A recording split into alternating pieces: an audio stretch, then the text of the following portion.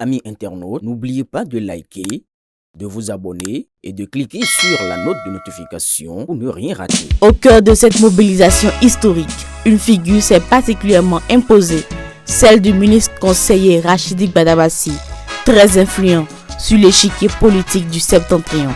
L'homme a une nouvelle fois démontré sa capacité exceptionnelle de mobilisation et son ancrage profond auprès des militants, tel un commandant en chef.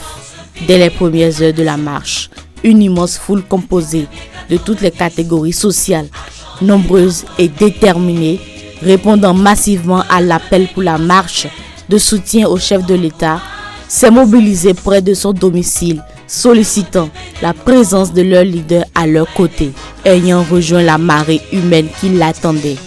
Il a lui-même pris les devants et conduit la population vers la place Bioguera, point de départ de la marche.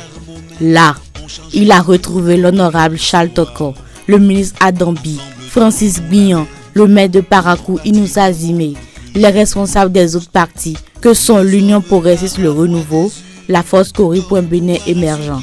Comme un seul homme, militant, sympathisant et citoyen engagé ont fait le déplacement pour dire non au coup d'État et oui à la démocratie.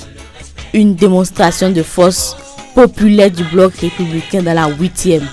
Ainsi donc, le 14 décembre 2025 à Parakou, la rue a parlé et elle l'a faite en nombre, une mobilisation qui porte clairement l'empreinte du ministre conseiller Rachidi Gbadabassi, de l'honorable Charles Toko, du ministre Adambi, le maire Inoussa Zimé, Francis Bian, le préfet Maman Sissé, Aboubaka Yaya, Fatouma Tony Nire et plus encore, dont le leadership a contribué à faire de cette marche un message fort adressé à la nation dans le respect des institutions et de la paix sociale. De ton courage, de ta sagesse.